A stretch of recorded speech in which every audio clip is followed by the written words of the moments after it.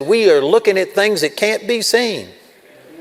In 2 Corinthians chapter 4, verse 18, if you can't see it, then how can you look at it?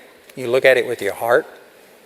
And let me just use this one last example. I've used this a lot, so many of you might have heard it, but it's the best example that I think I've heard on this. But there was a woman who had real poor eyesight, legally blind, had thick glasses that she looked through, and there was a healing evangelist that was coming to her church.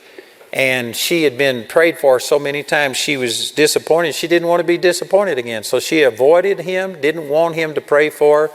But he finally cornered her the last night of the meeting, made her take her glasses off. Then he laid hands on her and prayed for her. And he says, now can you see? So she started to open her eyes, and he said, shut your eyes. And so she shut her eyes, thinking, what's he saying? And so he said the second time, now can you see? So she started to open her eyes, and he yelled at her and said, shut your eyes. And she was wondering, how can I tell if I can see if I've got my eyes closed? So the third time he says, now can you see? So she started to open her eyes, and he says, I'm not telling you to open your eyes. You got to see yourself seeing with your heart before you can see with your eyes. And she finally understood what he said, and so she kept her eyes closed and prayed in tongues for a while, and finally she said, I can see. And he says, now open your eyes. And she opened her eyes, and her eyes were miraculously healed.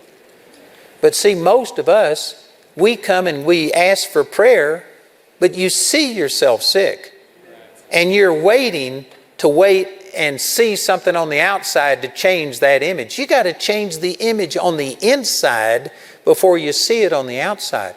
If all of us didn't come and get prayer until we had already seen ourselves well, and we could see it, most of you wouldn't even need prayer, because as a man thinks in his heart, that's the way that he is.